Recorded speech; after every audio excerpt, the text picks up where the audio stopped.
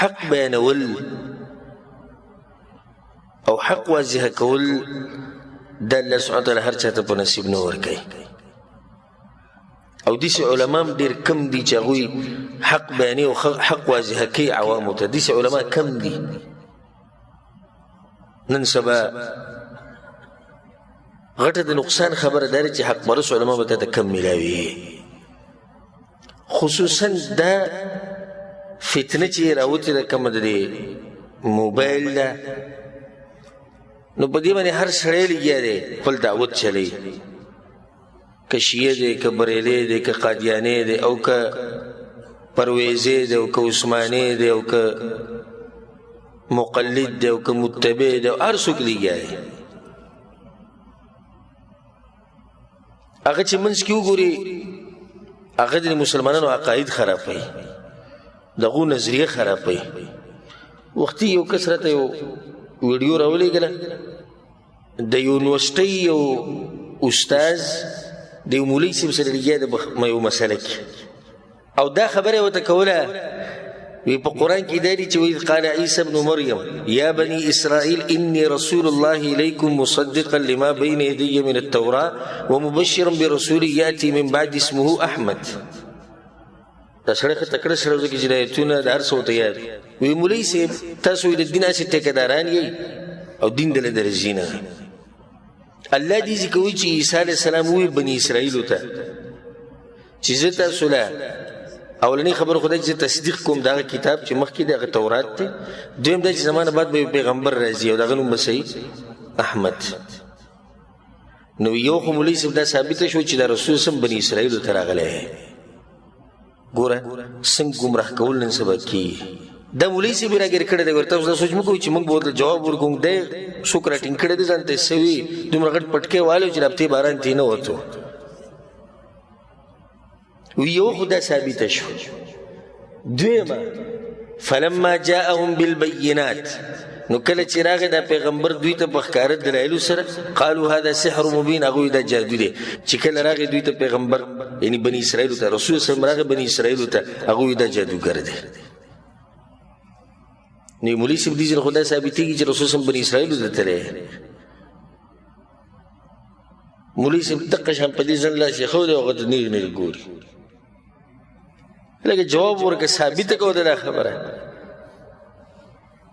نو نن سبا ډیر زیات احتیاط کوئ ډیر زیات احتیاط کوئ د هر عالم بیان ما اورئ او د هر عالم نه دین ما اخلئ دا نه چې بس په فیسبوک کې او په یوټیوب کې راغی چې مولانا صاحب بیان دی هېڅ پته نشته مولانا څوک دی څوک نه دی او دا مولانا صاحب دا چې وي چې بني اسرائیلو ته رسول سم تلی او دا بل مولانا صاحب دی دا په ځینې چې لاس یې ښودی او درته ګوري شیعهګان خپل مذهب خورئ بریلیان خپل خورئ او دا عوام یې ګوري زموږ د عوام چې د هغوی عقیدې په فطرت دي برابر دي د هغوی نه متاثره شي صرف په دې چې یو قیسه مزداره کړې ده په قیسو باندې کار نه کېږي صحیح منهج والا صحیح عقیدې والا عالم نه به دین زده کوي او ډېر مولیان نن سبا چې لباس یې د مولیانو دی او دنه هغوی یو مکر او دوکه کوي د دې عوامو د دین خرابوي او پخوا یو شاعر تیر شوی دی احمد شوقي د عربي په شاعرانو کې د مشهور شاعر تیر شوی ده په دې شاعري کې یو قصه کړې ده او قصه ده د بانګي او د ګیدړ یا د بانګي او د لومبړې ډېره ناشنا قصه ده او عنوان یې دا دی وی ګیدړ مولا شوی ګیدړ نه څه جوړ شوی دی مولا دا ګیدړ په دې زناورو کې یو مکار زناور دی مکر ډېر کوي چلونه وله ډېر ورځي مشهور دی په دې مکر او په دې دوکو باندې ناغه څه وایي ډېر ناشنا اشعار دي او تاسو ته بیانوم ډېر خوند کوي واورئ وی برز الثعلب یوما فی شعار الواعظین یو ورځ وی لومبړه یا ګیدړ راښکاره شو په داسې شکل کې چې خلکو ته نصیحت کوو فی شعار الواعظین. نن سبا ګوره ډېر خلک هم دغه شیان دي نصیحت په شکل کې لګیا به مولوي صاحب د مولانا صاحب د مفتي صاحب. فمشى في الارض يهدي ويسب الماكرين. کتت و برت او لعنتونه وي او کنځلې کول او بدې ردې وي هغه چاته چې څوک مکرونه کوي. اوس دی په خپله مکر کوي خو کنځلې به هغو پسې کولې الله دوی تباه کړي داسې ته وګوره دوی مکر کوي. ويقول الحمد لله اله العالمين. او وی چې الله شکر دی چې هغه اله دی د عالمینو د مخلوقات رب دی معبود دی. یا عباد الله توبوا فهو كهف التائبین. وی دا الله بندگانو توبو باسي توبه. دا اوس ګیدل دی نصیحت کوي. وی دا الله بندگانو توبو باسي. دغه یو غار دی د توبه ویستونکو او دغه یو ځای دی د بچ کېدو چې سړی هلته بچ کېدی شي. وازهدوا في الطيران ان العيش عيش الزاهدين. او په ځان کې زهد پیدا کړي او ځان لرې ساتئ د مارغانو نه او د کوترو نه او د چرګو نه. ان العيش عيش الزاهدين. ژوند خو دغه زاهدانو خلکو دی. حقیقي ژوند وي دې زاهدینو تیر کو کم چې د چرګو نه او د بانګیانو نه او د کوترو نه لرې دي. دا نصیحت کو ده. بوي واطلبوا الديك يؤذن لصلاة الصبح فينا. نو دې کارو کې چې بانګي ته وایي چې راشي چې سحر بانګ وایي. دغه ځي پورې د نصیحت. اوس د دې مکر ته ګوره د ځان سم دینداره جوړ کړي چې کله نصیحت کو بخپله وایي وایي ځان د کوترو نه او د دې نه لرې ساتئ د چرګو نه. بیا وی واطلبوا الديك يؤذن لصلاة الصبح فينا.